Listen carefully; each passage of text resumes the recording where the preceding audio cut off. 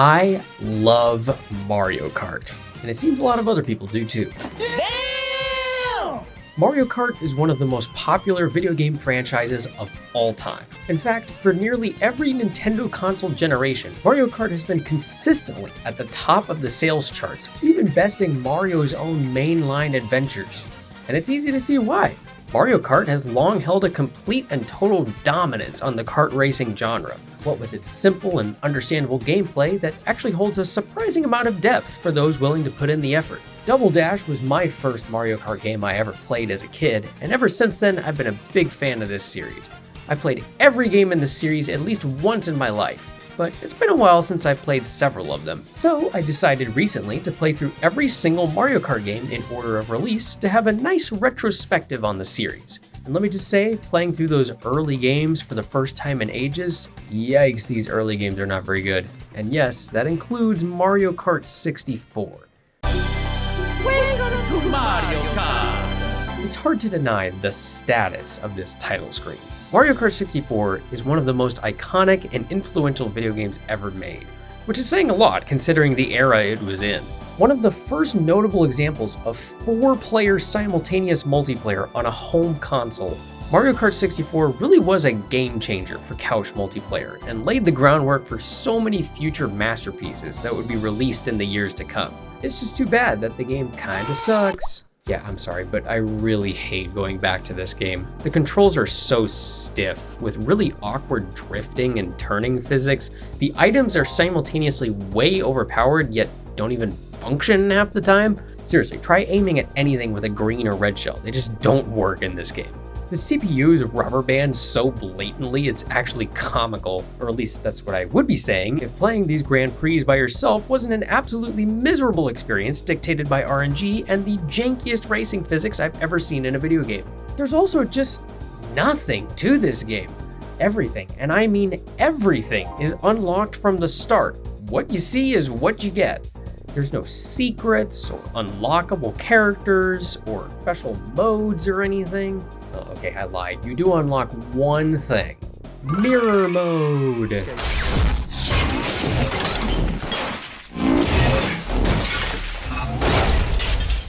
Yeah, that's about how I feel about mirror mode.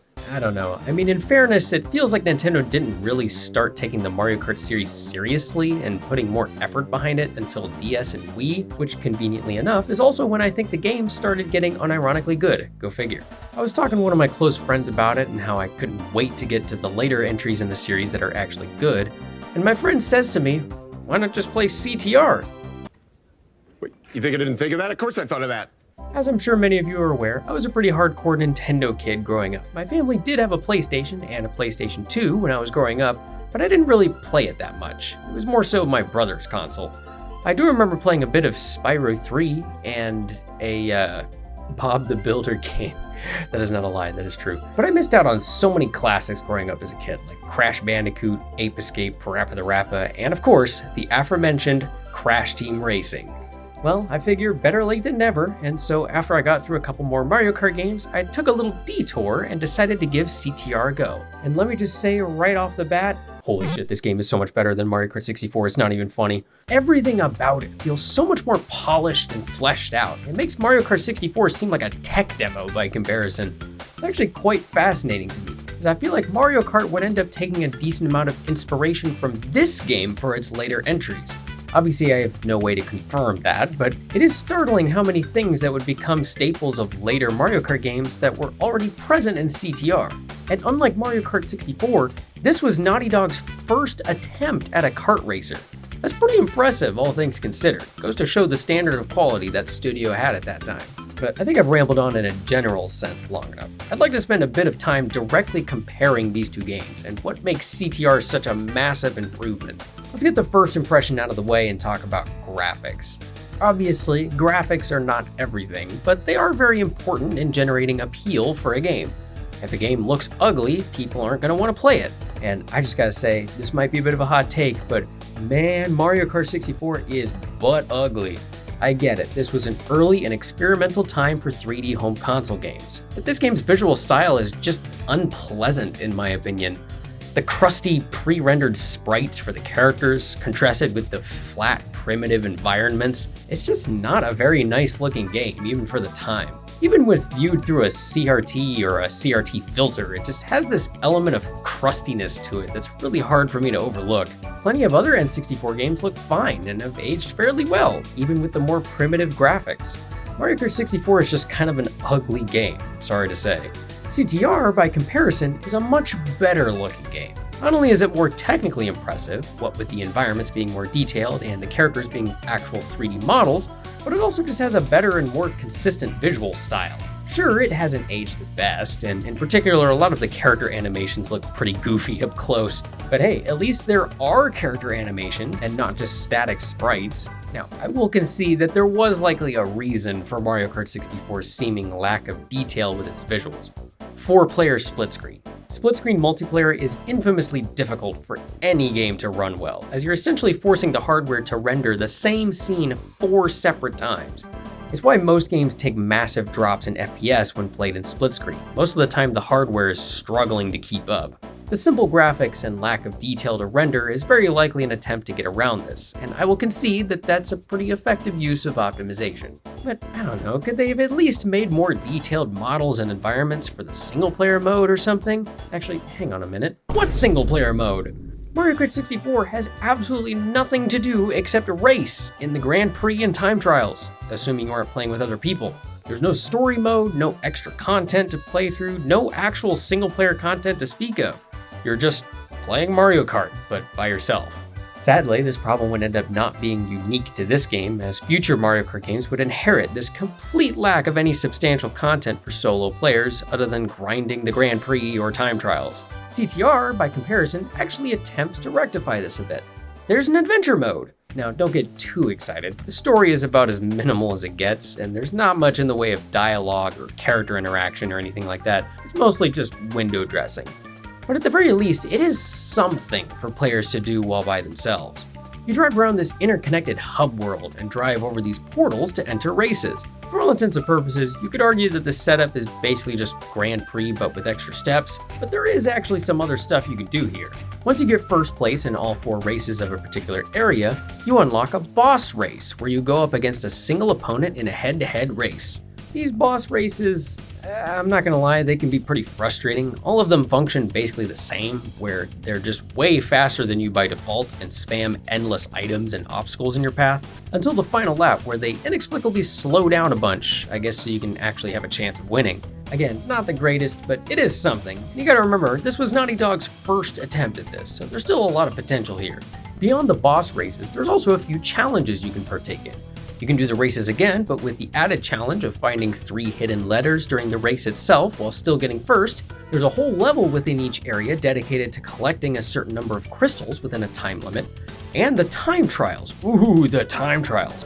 Okay, I gotta be honest, I never really cared about time trials in any Mario Kart game.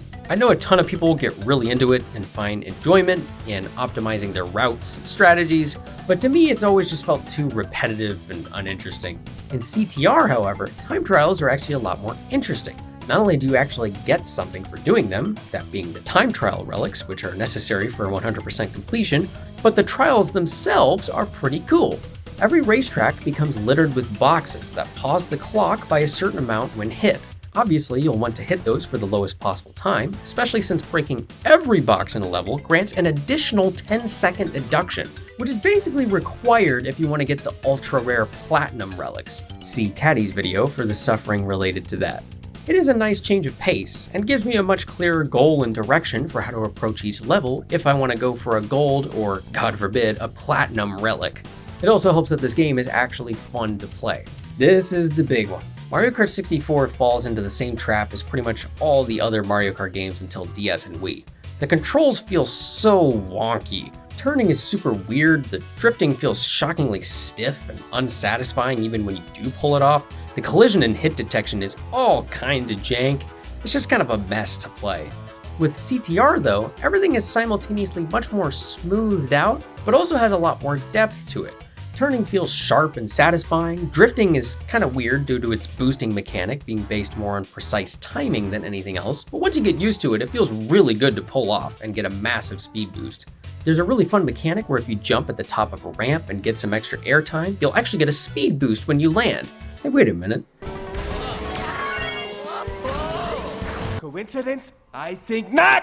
I actually only learned of this mechanic when Aku Aku told me after a race, which, oh geez, speaking of which, I get that they wanted a hint system to help new players figure out the mechanics of the game, but holy shit, Aku Aku never shuts up. Every time you do anything, it feels like he has to pop out and yap about how saving works or something, and it's like, Alright, I get it! you can skip these, but I could not find a way to turn them off in the first place. Minor gripe, but it did kind of get annoying after a while. Anyway, back to the gameplay. Karts actually have weight to them, so you can't just barrel other racers out of the way while boosting or something. You have to properly maneuver and weave around the other racers. The whole game just feels so much better to play. It's kind of hard to describe exactly why beyond how I just did. You really just have to play it for yourself. Trust me, going between Mario Kart 64 and CTR, it's like night and day. CTR legit stands toe-to-toe with some modern kart racers. It's that good, and it completely leaves Mario Kart 64 in the dust. Now, another major aspect of kart racers is, of course, the items. Item balance has always been something of a struggle for the Mario Kart series.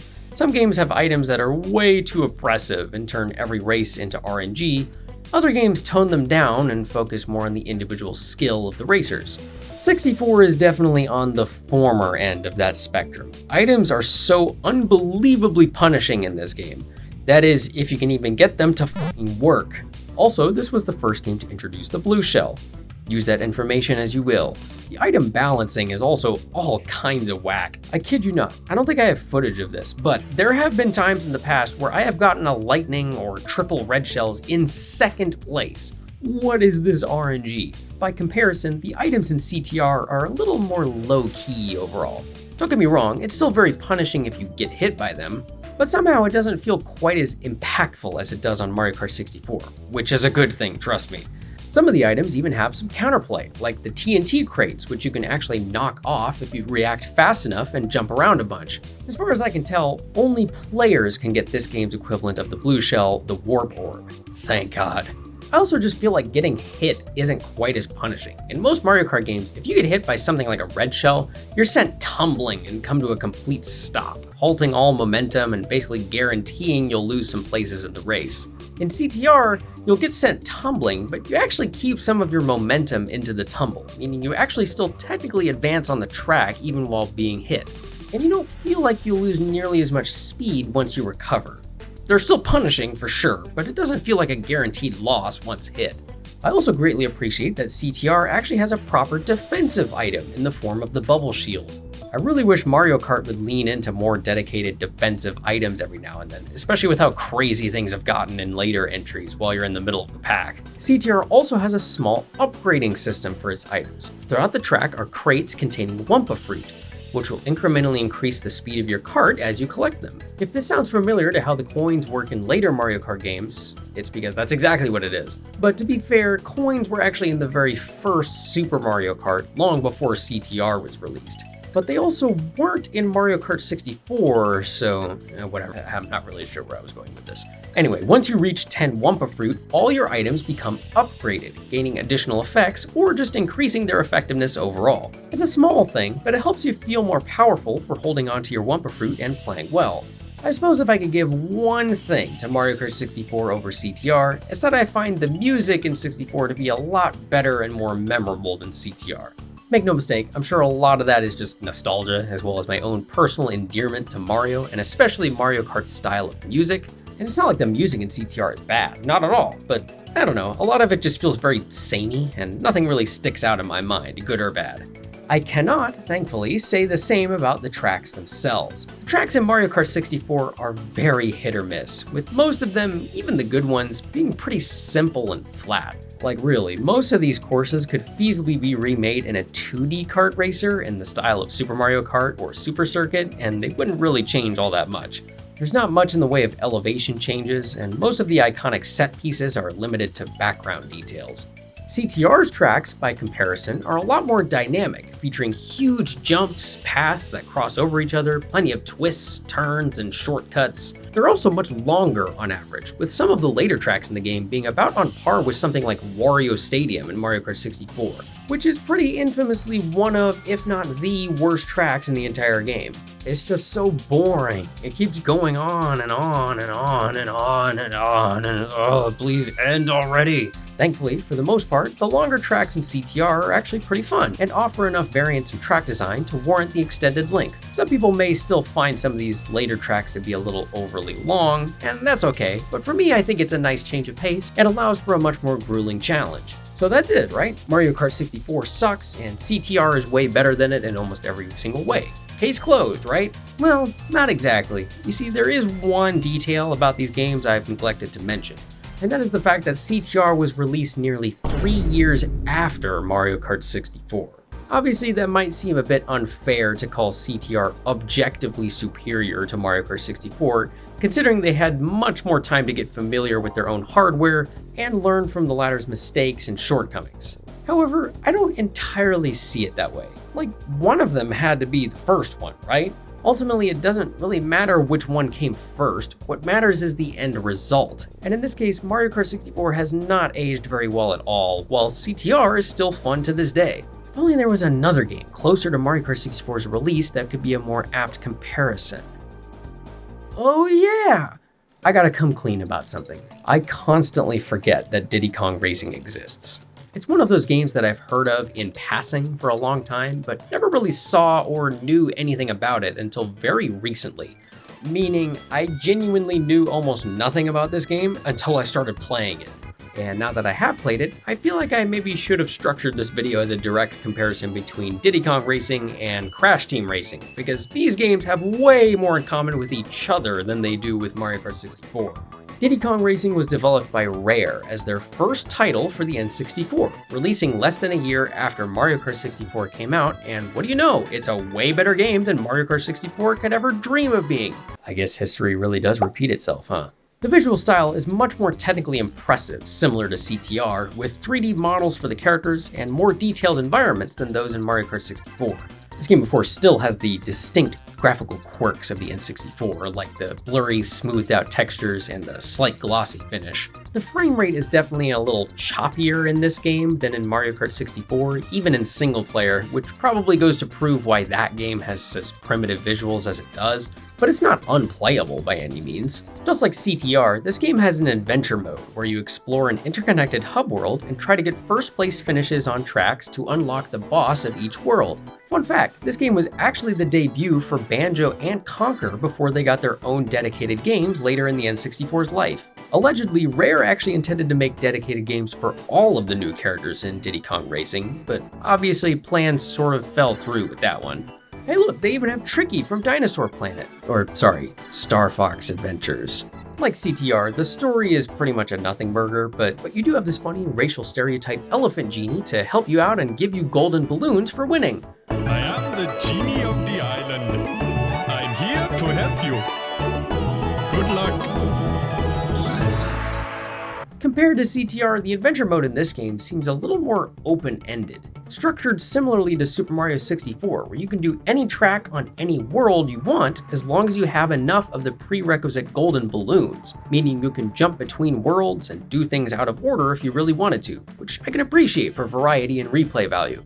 The adventure mode is also just longer by default, since you need way more golden balloons to reach the later parts of the game than you get just from regular races or the boss fights. Speaking of boss fights, they're actually a little more interesting in this game. Rather than souped up racers, you face actual other things like a triceratops, an octopus, a seal, and a giant evil wizard pig thing. The boss races themselves aren't necessarily that much deeper than the ones in CTR, but I do appreciate that they got their own unique tracks to shake things up. It is bullshit how every one of them starts the race before the countdown ends, though. That's just not fair. But okay, enough about the adventure mode. I think that's fairly self-explanatory. We need to talk about the gameplay. Diddy Kong Racing is by far the most unique of the three, for a number of reasons. Most notably, there are actually 3 different vehicles, and thus 3 different styles of race. You have karts for traditional grounded racing, planes for full vertical mobility and racing in the sky, and hovercraft for more slippery controls and racing over water. Each of these racing styles feels very different from one another, and from both Mario Kart 64 and CTR. Since the plane and hovercraft controls are more so their own thing, I won't focus on them too much, but they do feel pretty good to play. For the kart controls, I do like it better than Mario Kart 64, but in my opinion it sort of goes a little too far the other direction and feels overly slippery at times. The turning is also pretty funky. It's kind of hard to describe, but it feels like you're turning with the back wheels. You turn to one side and the kart sort of swings out the other direction a bit, which can make positioning around items and other racers a little tricky. Drifting is also kind of weird in this game. Not quite as weird as Mario Kart 64, but still not very useful in my opinion. You don't get any boost or anything from drifting, so most of the time I just resort to turning normally so I don't careen into a wall. The physics overall do at least feel decent enough, and the track design is straightforward enough that it's usually not much of an issue. None of the tracks have really stood out in my mind that much, either positively or negatively, but they're all perfectly fine. Where things get really fascinating is with the items. At first, I was confused by the different colored balloons you get items from. I thought maybe it was just an aesthetic thing.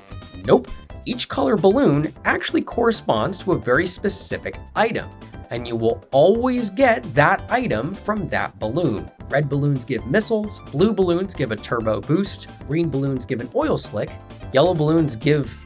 Is that a nuke? Tactical nuke incoming!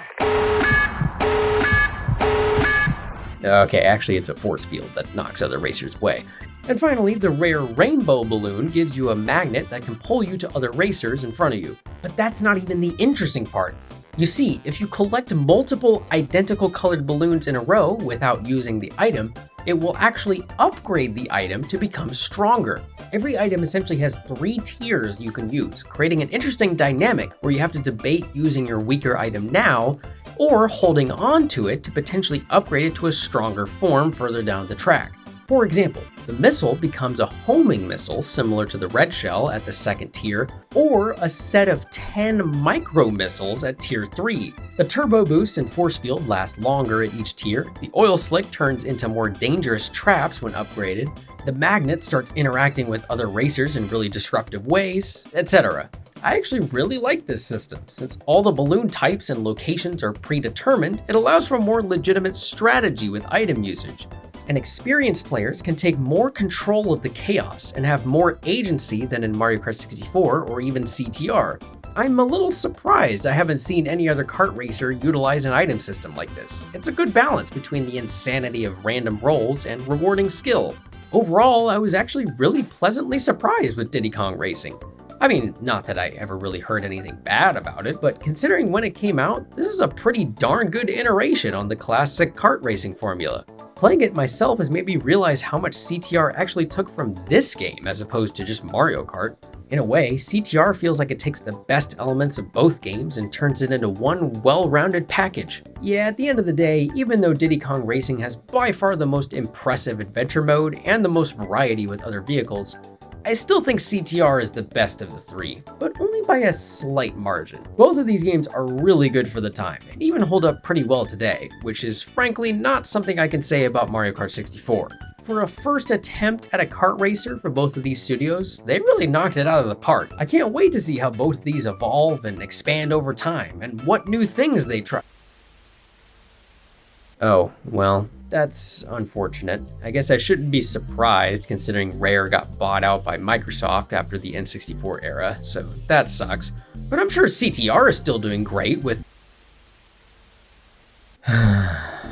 I mean, at least we got the CTR remake, even including some tracks from Nitro Kart and some brand new ones, so it was kinda like a new entry.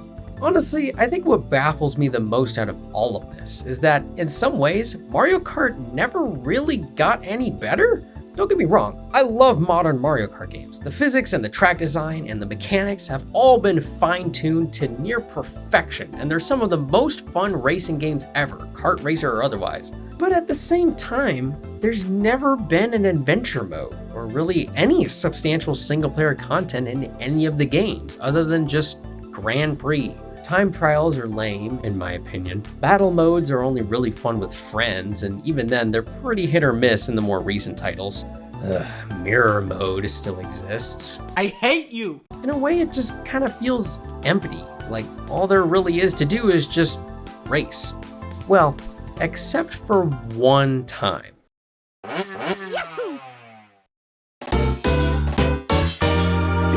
Mario Kart DS, of all games, featured a little side mode called Mission Mode. There's no story or anything, you just do some basic challenges ranging from collecting coins, to going through rings, to going through a course in reverse, and even facing boss fights. I'm not gonna lie, I actually like this more than even the adventure modes in CTR and Diddy Kong Racing. In CTR especially, the whole adventure aspect of it is more or less just window dressing to what is otherwise just a standard Grand Prix setup. With Mission Mode though, because it's its own whole separate mode, nearly every single mission is something different than just racing, or racing with certain stipulations. There's a lot of variety here, and it's really fun trying to get 3 stars in every mission, so it's got a decent amount of replay value. And the boss fights, oh man, I gotta be real, these boss fights clear the ones in CTR and even Diddy Kong Racing. With a couple exceptions, they take place in actual arenas, meaning you fight them rather than just race them around a track. Mostly. Goon Boss and Wiggler are basically just glorified races, but even then, they're at least on par with the boss races in Diddy Kong Racing.